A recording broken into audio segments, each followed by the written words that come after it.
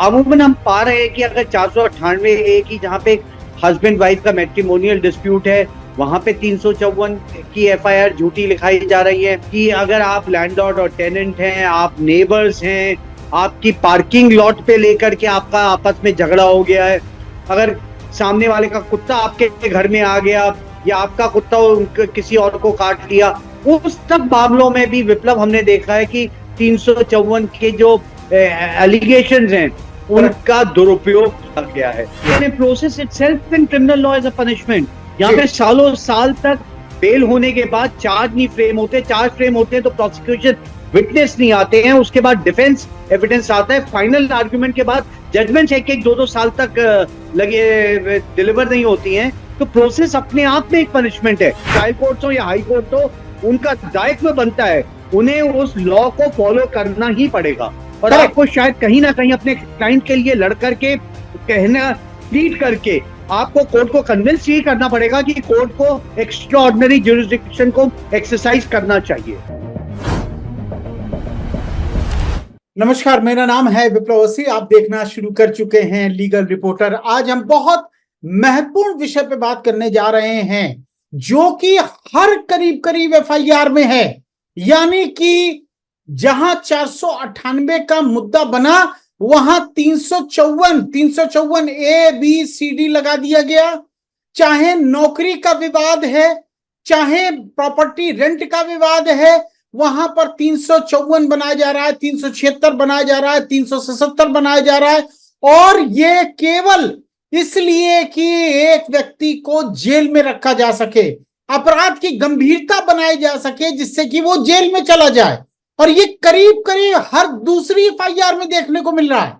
यानी कि ऑफेंस कुछ होता है, आरोप कुछ होता है, आप कुछ लिखा के आते हो और पुलिस उस पर बकायदा आरोपी बना लेती है। और किसी व्यक्ति पर आप सोचिए 354 की एफआईआर करना, लज्जा भंग करने का आरोप लगाना, और वो व्यक्ति एक तो क्रिमिनल एफआईआर तो झेलता ही है, साथ ही एक समाज को भी उसको एक बड़ा ह्यूमिलेशन सहना पड़ता है। लेकिन इस एफआईआरों की, इस तरह की एफआईआरों की बाढ़ है।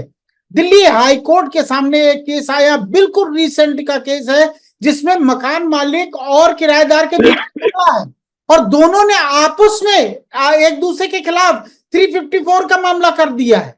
यानी कि दोनों की घर की महिलाओं ने एक दूसरे के खिलाफ कर दिया है और बाद में कंप्रोमाइज किया। जब हाई कोर्ट के सामने गए तो हाई कोर्ट ने कहा 354 का ये मिसयूज है, और दोनों पार्टीज को, हालांकि एफआईआर क्वैश कर दी दोनों तरफ से, लेकिन 10,000 रुपए दोनों को जुर्माना किया है।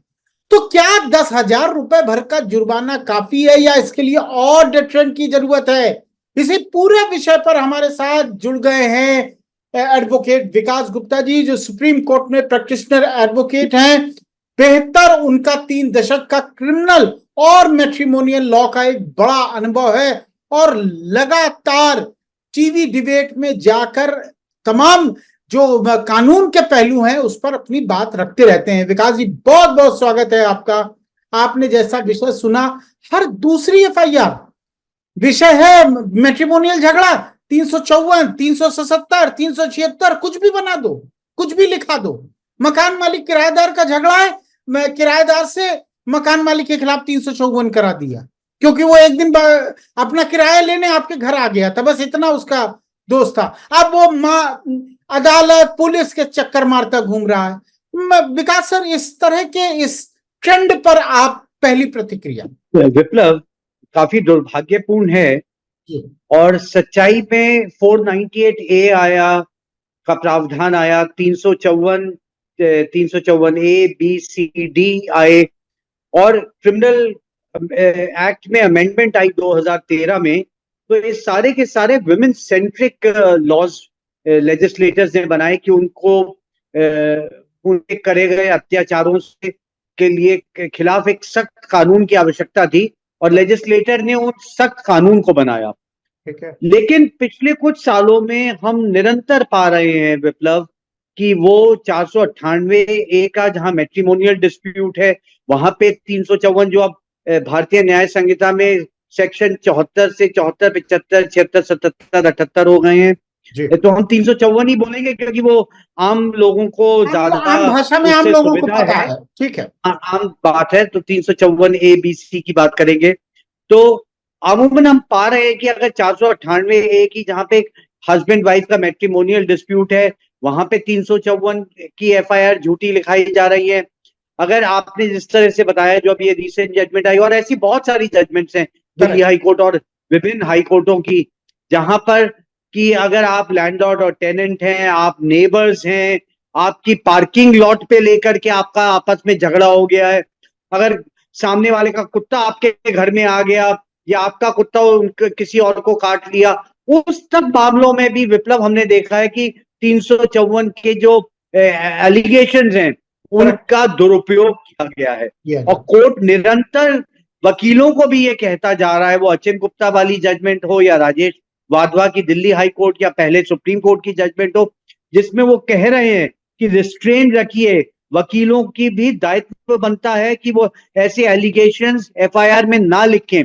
और सुप्रीम कोर्ट मोहम्मद वाजिद में भी ये कहता है कि आपको रीड बिटवीन द लाइंस करिए, आप देखिए कि क्या सच्चाई है। सबको ट्रायल पे भेज देना ये भी एक प्रोसेस पनिशमेंट है प्रोसेस का, तो इससे भी बचना होगा। आप इससे छोटे से उदाहरण से लीजिए साहब, 80 साल के बुजुर्ग ससुर के ऊपर चूंकि बहू को पति, ससुर, सास, देवर, जेठ सबको चूंकि फांसना है, सबको जेल का रास्ता दिखाना है, सबको पुलिस से धमकाना है, तो सास केवल इतना लिखा है कि साहब, ससुर साहब, मैं कमरे से गुजर रही थी और ससुर साहब ने मेरा हाथ पकड़ के और मेरी अंदर कमरे की तरफ खींच लिया, बस, और कुछ नहीं लिखाना है, बन गया जी 354।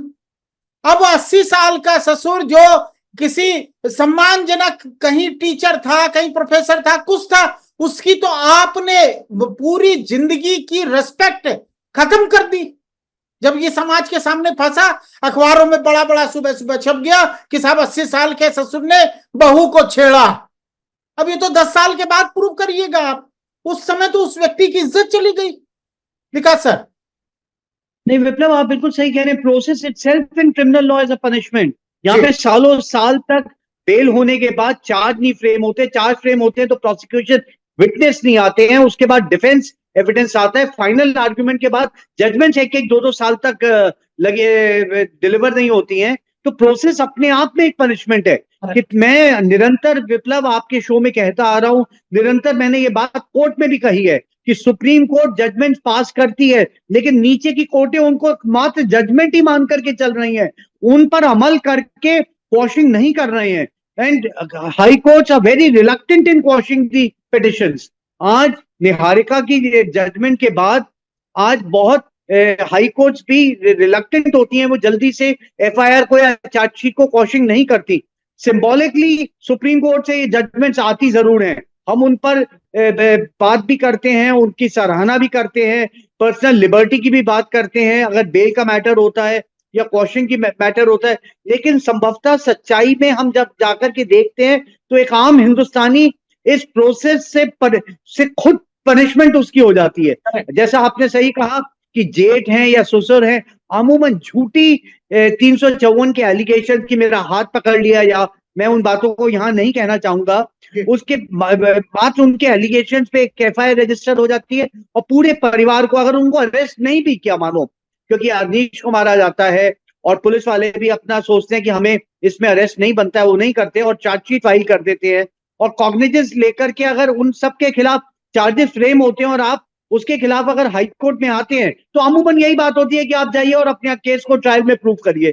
कहीं ना कहीं मुझे लगता है कि हाई कोर्ट को भी जो बात आपके साथ हमने 482 किया था, 482 पे हाई कोर्ट की इनहेरेंट पावर है 482 CRPC में, जहां आप हाई कोर्ट में किसी भी FIR को ले जा सकते हैं और कह सकते हैं Bhajanlal versus state of Haryana के बड़े महत्वपूर्ण जजमेंट आए, RK कपूर, भजनलाल, बड़े इन्होंने बड़ा 7-8 पॉइंट दिए जिसमें कहा कि प्रथम दृष्टया अगर ये नहीं बनता तो FIR खारिज होगी।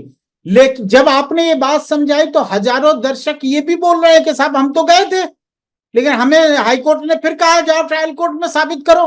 अब ये उनके लिए, हाईकोर्ट के जजेस साहब के लिए पूरे सम्मान के साथ मैं कहना चाह रहा हूं कि साहब बहुत आसान है आपके लिए कह देना कि आप जाइए ट्रायल कोर्ट में साबित कर लीजिए। और निचली अदालतों का ये हाल है, आदमी सब काम धाम छोड़ के 10 साल मुकदमा ही लड़ रहा है केवल। तो आप जिस समय, ठीक है, आपके पास कोई ऑप्शन नहीं है, आप भारत में रह रहे हैं, जो संविधान है, कानून है, जो सुप्रीम कोर्ट की व्यवस्था है, जो हाई कोर्ट की व्यवस्था है, वही चलेंगे। तो आपको निश्चित रूप से अब सवाल ये पैदा होता है कि ये निश्चित रूप से प्रश्न है कि हाई कोर्ट लोअर कोर्ट की तरफ भेज रहे हैं, लेकिन आपके पास जो राइट है उसे तो आप एग्जॉस्ट करोगे ही ना। उसके पास, इसके अलावा आपके पास विकल्प क्या है? स्कोर्स सेटल करने के लिए, चूंकि मैटर था 1 लाख रुपए हमने दे दिया किसी को उधार, और माफ कीजिएगा अगर वो SC/ST वर्ग का है, अब उसने पैसे नहीं देने तो पत्नी से एक 354 का मुकदमा मेरे खिलाफ लिखा दिया उसने। अब जाइए आप SC/ST एक्ट में मुकदमा झेलिए जाके। तो अब क्या करेंगे? जाएंगे 482 की क्वेश्चन में, हाईकोर्ट को बताएंगे। और ऐसा नहीं है जो हमारे दर्शक ये समझ रहे हैं कि 100% मामलों में नहीं कर रहे हैं, ऐसा नहीं है। मैं Vikas Gupta ji, Dinesh Gupta versus state of UP, आपको याद होगा 25 लाख का सुप्रीम कोर्ट ने फाइन किया। कहा एक सिविल का मैटर था, उत्तर प्रदेश का मैटर आप दिल्ली में ले गए, 2 कंपनियों का मैटर था, उसको क्रिमिनलिटी आप बनाने लगे और 25 लाख का जुर्माना किया था। विकास सर, इंपॉर्टेंट ये है कि इस तरह के जब मामलों में FIR दर्ज हो जाती है, और आप भी जानते हैं इसको सेटल करने के लिए हो रही है, उनका बेसिक, उनका मापदंड ये नहीं है कि इंसाफ पाना है, इसे दूसरे पार्टी को किसी तरह फंसा के ले आओ जहां पुलिस का एक्शन आ जाए। हाई कोर्ट के सामने आपका क्या है? आपका चूंकि बड़ा लंबा अनुभव है 482 के, आप तो सैकड़ों पिटीशंस पे बहस कर चुके हैं। हाई कोर्ट के सामने क्या आधार, वो क्या तथ्य रखें जो हमारे सीधे दर्शकों को काम आने वाले हैं? सर मतलब सुप्रीम कोर्ट यहां तक भी कहता है, पहले अगर भजनलाल के प्रिंसिपल्स देखें तो वो ये कहता है कि आपको एलिगेशन एज इट इज लेने हैं, लेकिन सुप्रीम कोर्ट ने बाद में मोहम्मद वासिम वाली जजमेंट्स में ये कहा कि you must read between the lines. खाली जो लिखा है उसी को नहीं पढ़ना, जो नहीं लिखा और जो कोर्ट अपने विवेक से समझ सकता है कि इसमें क्या हेर फेर बदल है, क्या एडिशंस हैं, क्या डिलीशंस हैं, और उसकी मंशा क्या है इसमें कंप्लेन को लिखने को, कोर्ट को ये भी देखना चाहिए पॉलिशिंग के टाइम पे। आप बिल्कुल सही कह रहे हैं विप्लव कि हमारे पास कई स्टेजेस होती हैं कि जब आप डायरेक्ट हाई कोर्ट आ सकते हैं। मुझे तो यही लगता है कि आपको अपने मौकिल के लिए, अपने क्लाइंट के लिए जी जान से कोशिश करनी चाहिए और आखिरी दम तक आपको लड़ना चाहिए, और हाई कोर्ट को भी आके बताना चाहिए कि सुप्रीम कोर्ट की क्या मंशा है। और सुप्रीम कोर्ट अगर ये जजमेंट्स लिख रही है तो वो लॉ ऑफ द लैंड है, उसे बड़े विनम्रता से मैं ये कहना चाह रहा हूं कि ट्रायल कोर्ट हो या हाई कोर्ट हो, उनका दायित्व बनता है, उन्हें उस लॉ को फॉलो करना ही पड़ेगा। और आपको शायद कहीं ना कहीं अपने क्लाइंट के लिए लड़ करके, कहना, प्लीड करके आपको कोर्ट को कन्विंस ही करना पड़ेगा कि कोर्ट को एक्स्ट्राऑर्डिनरी ज्यूरिसडिक्शन को एक्सरसाइज करना चाहिए। ठीक है, लेकिन फिर भी विकास सर, आपका क्या अनुभव कहता है, किस तरह जब आप इस तरह के मामलों में लेके जाते हैं? हम बहुत मान के चलिए यही उदाहरण ले लें कि जहां एक व्यक्ति 80 साल की उम्र का है और बहू ने आरोप लगा दिया है, मैट्रिमोनियल झगड़ा है पति के साथ, विवाद है पति के साथ, रहना नहीं है पति के साथ, और 80 साल के बुजुर्ग जो एक यूनिवर्सिटी से रिटायर हुआ है उसके खिलाफ आपने 354 बना दिया है। अब इस तरह के मामलों में कोर्ट में क्या बहस करते हैं, वो थोड़ी सी आप बता दीजिए उदाहरण से। विप्लव, मैं आपको ये कहूं कि सारे जजेस 482 को एक्सरसाइज नहीं करते, ये बात बिल्कुल सही नहीं है। आप पॉक्सो में भी बतेरी जजमेंट, मैं दिल्ली हाई कोर्ट की बात करूंगा कि पॉक्सो में भी बहुत सारे रेप के केसेस में भी दिल्ली हाई कोर्ट निरंतर लगातार बेल भी देता है और क्वॉश भी करता है। वो देखता है, क्योंकि आज की तारीख में विप्लव, आपने भी, आपका बहुत एक लंबा अनुभव है, आपने देखा है कि डेटिंग ऐप से किस तरह से हनी ट्रैप करके झूठे 376 के मुकदमे बनाने की कोशिश की गई है, कि किस तरह से 354 का एक निराधार झूठे आरोप, स्पेशली मैंने 354 के आरोप आपस में, नेबर्स में, लैंडलॉर्ड टेनेंट रिलेशनशिप में, फैमिली में जहां 498 के डिस्प्यूट्स हैं, वहां पे ये काफी प्रेवलेंट है।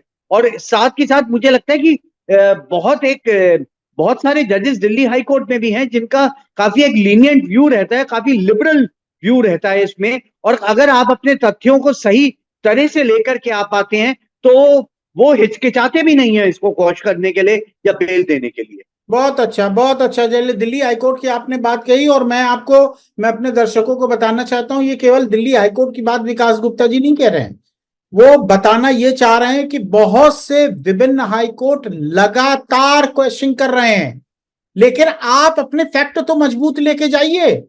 आपके पास फैक्ट मजबूत नहीं है, एविडेंस मजबूत नहीं है, आप पहुंच गए एक 482 की पिटीशन किसी तरह किसी से लगवा दी। माफ कीजिएगा, हर तरह का ज्ञान है, वकीलों को भी हर तरह के वकील हैं, तो आपने एक तरह के लगवा दी, और वहां पर कोर्ट में वो अपनी बात प्रथम दृष्टया आपको समझानी पड़ेगी कि ये एफआईआर इन बातों से झूठी है, ये बातों से, इन बातों से इस एफआईआर में दिए गए अपराध का बनता ही नहीं है। उन बातों को आपको लेके कोर्ट के सामने जाना पड़ेगा। विकास सर, मुझे ये बता दीजिए, ये एक तो बड़ी संशय है, हमारे जो दर्शक हैं वो लगातार ये पूछते हैं साहब किस स्टेज पे 482 में जाए। एक तो ये बता दीजिए जी। मतलब 482 में आप अपना डिफेंस नहीं ले सकते, ये बहुत महत्वपूर्ण बात है, लेकिन unimpeachable and sterling piece of evidence अगर हैं, देखिए रेप के केसेस में तो टावर लोकेशन एक बहुत इंपॉर्टेंट चीज है, कि अगर आप पे अगर झूठा एलिगेशन लगाया जा रहा है तो इन्वेस्टिगेटिंग एजेंसी का दायित्व बनता है, और वो सच्चाई पूर्ण कोर्ट में लेकर के भी आते हैं कि क्या वो टावर लोकेशन पे अक्यूज उस दिन उस वक्त पे मौजूद था या नहीं था। दूसरी बहुत सारी बातें ये आती हैं, अगर आप जजमेंट से भी लेंगे, कि स्पेशली अगर मैं 376 की बात करूं और डेटिंग एप्स में है जहां पे वुमेन कह रही है कि मुझसे प्रॉमिस टू मैरिज था, तो सुप्रीम कोर्ट ये कहती है अगर आप पहले से ही मैरिड थे तो प्रॉमिस टू मैरिज हो ही नहीं सकता है। तो ये वाली सारी चीजें आपको सुप्रीम कोर्ट की जजमेंट्स को अध्ययन भी करना पड़ेगा, और आपको ये देखना भी पड़ेगा कि उन कौन सी जजमेंट्स में आपके फैक्ट्स सिमिलर। देखिए आइडेंटिकल फैक्ट्स तो कभी भी दो केसेस के एक से नहीं हो सकते, आपको उन जजमेंट्स का अध्ययन करके ये देखना होगा कि कौन से सिमिलर फैक्ट्स में आपकी जजमेंट सुप्रीम कोर्ट की आपके अपने हाई कोर्ट की जजमेंट एप्लीकेबल हो रही है। और मुझे लगता है कि जब आप सुप्रीम कोर्ट की और अपने ही हाई कोर्ट्स की वो जजमेंट दिखाते हैं तो काफी हद तक हाई कोर्ट के जजेस कन्विंस होते हैं और आपकी पिटीशन को अलाउ करते हैं। ठीक है, ठीक है विकास सर, ये हमारे दर्शकों को आप और बता दीजिए बहुत साफ साफ इसका क्या नियम है। 482 मतलब एफआईआर एक व्यक्ति के खिलाफ रजिस्टर हुई, और वो रजिस्ट्रेशन के उसको जानकारी हुई, पुलिस ने कहा साहब ये आपके खिलाफ एफआईआर हो गई है, 41A का नोटिस दे रहे हैं और आप आइए इन्वेस्टिगेशन ज्वाइन करिए। अब उसको ये नहीं पता है कि वो क्या करे क्या ना करे, थाने जाए नहीं जाए, जाता है तो अरेस्ट का एक डर है, नहीं जाता है तो पुलिस ही 41A का नोटिस का मतलब ये तो है नहीं कि बाद में अरेस्ट नहीं कर सकती है, तो एक तरह का संशय बना रहता है। तो इसको थोड़ा जरा आप एक बार कानून को साफ कर दीजिए, एफआईआर होने के बाद वो किस किस स्टेज में, क्या वो एफआईआर होने के बाद चार्जशीट तक जा सकता है या ऑर्डर रिजर्व होने तक जा सकता है, कब वो जा सकता है, कहां तक जा सकता है जी? मतलब एफआईआर रजिस्टर होने के बाद वो तुरंत भी अपनी क्वॉशिंग ऑफ द एफआईआर जा सकता है। चार्जशीट अगर इस दौरान फाइल भी हो जाए तो क्वॉशिंग ऑफ द चार्जशीट भी हो सकती है, क्योंकि जो कोर्ट के पास एफआईआर क्वॉश करने की पावर है उसके पास चार्जशीट करने की भी है। तो सुप्रीम कोर्ट निरंतर कहता है कि ऐसा नहीं है कि अब आपको दोबारा से पिटीशन लगानी पड़ेगी। अगर कई बार ऐसा होता है कि during the course of petition अगर आप मियाद में अगर चार्जशीट फाइल हो गई तो ऐसा नहीं है कि उसको पिटीशन विड्रॉ करके रीफाइलिंग करनी होगी। सुप्रीम कोर्ट कहता है कि कोर्ट उस चार्जशीट को भी क्वॉश कर सकती है, तो ऐसा टाइम नहीं है। हाँ, अगर चार्जेस फ्रेम हो गए हैं तो उसके बाद आपके पास फिर मौका बचता है कि आप रिवीजन में आ सकें, कि हाई कोर्ट के पास कि चार्जेस के अगेंस्ट डिपेंड करता है कि चार्जेस सेशंस कोर्ट ने आपके खिलाफ लगाए हैं या मैजिस्ट्रेट है। अगर 354 है तो मैजिस्ट्रेट ट्राइबल है, और रेप के केसेस हैं तो सेशंस ट्राइबल है। तो डिपेंड करता है कि किसने चार्ज फ्रेम करें और आप रिवीजन में कहां पे जाएंगे। अगर मैजिस्ट्रेट ने चार्ज फ्रेम करे हैं तो आप सेशंस में जाएंगे, अगर सेशंस ने चार्ज फ्रेम करे हैं तो आप हाई कोर्ट आएंगे। तो ऐसा कोई टाइम सीमा नहीं है, आप एफआईआर रजिस्टर होने के अगले दिन से के बाद से कभी भी आप क्वॉशिंग के लिए जा सकते हैं अगर आपको लगता है। लेकिन मुझे लगता है कि एक प्रिलिमिनरी एविडेंस स्टेटमेंट रिकॉर्ड हो जाना चाहिए पुलिस के पास, जो एक तथ्य रहे कोर्ट के पास भी कि एफआईआर को क्वॉश क्यों किया जाए। मतलब तो जो एक प्रिलिमिनरी इन्वेस्टिगेशन है वो भी स्टेटस रिपोर्ट के माध्यम से कोर्ट में जब एफआईआर आप क्वॉशिंग के लिए जाते हैं तो कोर्ट पुलिस से, इन्वेस्टिगेटिंग एजेंसी से एक स्टेटस रिपोर्ट मंगवाती है, तो उनका भी एक वर्जन आ जाता है। तो कोर्ट के पास एक मापदंड रहता है कि क्या इस स्टेज पे अभी एफआईआर की क्वॉशिंग करी जा सकती है, या और अगर उस वक्त कोर्ट को लगता है कि इसमें नहीं, और तथ्यों की भी इन्वेस्टिगेशन होनी चाहिए, और उनके बाद ही कोर्ट ये विवेचना करेगी कि क्या इस एफआईआर को क्वॉश करा जाए या ना करा जाए। क्योंकि एक ये भी बात है कि जो सच्चे केसेस हैं, आप उनकी भी इन्वेस्टिगेशन को स्टिफल नहीं कर सकते, उसको कोर्ट से बाहर नहीं फेंक सकते। हमें उन विक्टिम्स का भी ध्यान रखना होता है जिनके साथ सच में अन्याय हुआ होता है, जो प्रताड़ित होते हैं, जो पीड़ित होते हैं। हम ये नहीं कह सकते कि सारी की सारी एफआईआर झूठी हैं, तो उसमें तो फिर क्या होगा, जो एफआईआर सच्ची भी आ रही है वो भी, तो इस तरह नहीं है। निश्चित रूप से सारी एफआईआर की बात नहीं हो रही है विकास सर, लेकिन मैं इस बात में मैं श्योर हूं कि हम इस समय जो हर दूसरी एफआईआर उनका मुद्दा कुछ होता है, वो लिखी किसी मुद्दे के लिए जा रही है। ये जरूर मैं कहना चाहूंगा कि वो स्कोर सेटल करने के लिए जो एफआईआर हो रही है उस पर निश्चित रूप से हाईकोर्ट का ध्यान रहे। और एक लास्ट मैं आपसे करूंगा कि इन सब बातों के होते हुए भी कि हाईकोर्ट कहेगा कि साहब आप जाइए और ट्रायल कोर्ट के पास सब कुछ पावर है, आप एविडेंस है तो आप रखिए, कोर्ट के सामने साबित करिए। लेकिन क्या विकास सर आप फिर भी हमारे उन दर्शकों को सलाह देना चाहेंगे कि नहीं, आपको तब भी जाने की जरूरत है, या नहीं बिल्कुल मत जाइए और हाईकोर्ट देता ही नहीं है इसलिए ट्रायल कोर्ट ही में अपना केस बनाए रहिए? क्या राय है अंतिम? नहीं विप्लव, मैं एक वकील होकर के ये तो कभी नहीं कहूंगा कि आप उस पनिशमेंट के थ्रू जाइए जो आपको 10 साल 12, अगर ऑफेंस की सजा ही 3 साल है, लेकिन प्रोसेस ऑफ द पनिशमेंट जो है वो प्रोसेस ही अगर 13 साल की पनिशमेंट आपको दे रहा हो, तो मैं जरूर कहूंगा और जरूर आपके दर्शकों को एक बताना चाहूंगा कि अगर आपके केस में मेरिट है तो आप, और आपको लगता है कि ये एलिगेशन झूठे हैं, जो हर क्लाइंट को खुद पता होता है कि उसके खिलाफ जो एलिगेशन एफआईआर में आए हैं वो सच्चे हैं झूठे हैं, उन्हें क्वॉशिंग के लिए अवश्य जाना चाहिए। वो क्वॉशिंग के लिए एफआईआर की स्टेज पे भी जा सकते हैं, और अगर चार्जशीट भी फाइल हो गई है तो भी आपको क्वॉशिंग ऑफ दी चार्जशीट जाना चाहिए, सीधे चार्ज पे नहीं जाना चाहिए, क्योंकि उसके आपको डबल प्रोटेक्शन मिल रही है। आप अगर क्वॉशिंग ऑफ दी चार्जशीट पे जा रहे हैं, उसके बाद चार्ज पे जा रहे हैं, तो आपको एक डबल अपॉर्चुनिटी 2 बार अपने केस को पुट अप करने के लिए अलग अलग कोर्टों में आपको मौका मिलता है कि आपको अपनी उस रेमेडी को वेस्ट नहीं करना चाहिए। वेस्ट नहीं करना चाहिए निश्चित रूप से। जब आपके पास वही है कि जब आपके पास अधिकार है तो आप उस अधिकार को एग्जॉस्ट क्यों नहीं करना चाहते? इसका इस्तेमाल करना चाहिए, बिल्कुल इस्तेमाल करना चाहिए। ठीक है, आउटकम क्या होगा नहीं होगा, आपके पास एक राइट है, कम से कम उस राइट के तहत आप हाईकोर्ट को कोई बात तो बता सकते हो। जैसा विकास सर कह रहे हैं, सजा तो इसमें 2 साल की है, सजा 3 साल की है, और प्रोसेस उसका झेलना है आपको 13 साल। और मान के चलिए अगर आपने हाईकोर्ट को सर्टिफिकेट, देखिए इसमें निश्चित रूप से वकील साहब का बड़ा रोल होता है, वो कितना पढ़े हैं, कितना बेहतर बारीकी से चीजों को जानते हैं, हाईकोर्ट के सामने कैसे अपनी चीजों को रखते हैं। ये भी देखिए, वकालत एक कला है, सबके बस की बात नहीं है ये। हाईकोर्ट सुप्रीम कोर्ट के जजमेंट्स को रखना, प्लेस करना, अपने मुद्दे को रखना, अपनी बात को कोर्ट के सामने रखना, ये एक कला है जो सब वकीलों में नहीं हो सकती। ये मैं मानता हूं कि आप गए, आप ये भी तो कह सकते हैं कि साहब खड़ा तो किए था वकील साहब, वो फिर भी हाईकोर्ट ने मना कर दिया, तो भाई उसके 20 रीजन हो सकते हैं। उन्होंने, हो सकता है वो स्टोरी ना समझा पाए हो कि आखिर मुद्दा तो मकान मालिक किराएदार का था, और मुकदमा किराएदार की बीवी से इसलिए बनवा दिया कि साहब मकान मालिक आया था किराया लेने, उन्होंने लगा दिया आरोप, पुलिस को बुला लिया, कहा साहब हमारे साथ तो छेड़छाड़ कर दी गई। तो इसलिए यह समझाना बहुत आवश्यक है, और अपने अधिकारों को जानना और उसे हाईकोर्ट तक ले जाना बहुत जरूरी होता है। विकास सर बहुत बहुत शुक्रिया, बहुत बहुत धन्यवाद, आपने इतनी बेहतर बातें बताई। निश्चित रूप से हमारे दर्शकों को जो झूठे मुकदमे फंसे हैं उनको निश्चित रूप से लाभ होगा। बहुत बहुत शुक्रिया, बहुत बहुत धन्यवाद, नमस्कार। लीगल रिपोर्टर के सभी वीडियो को देखने के लिए लीगल रिपोर्टर को सब्सक्राइब करके बेल आइकन बटन जरूर दबाएं।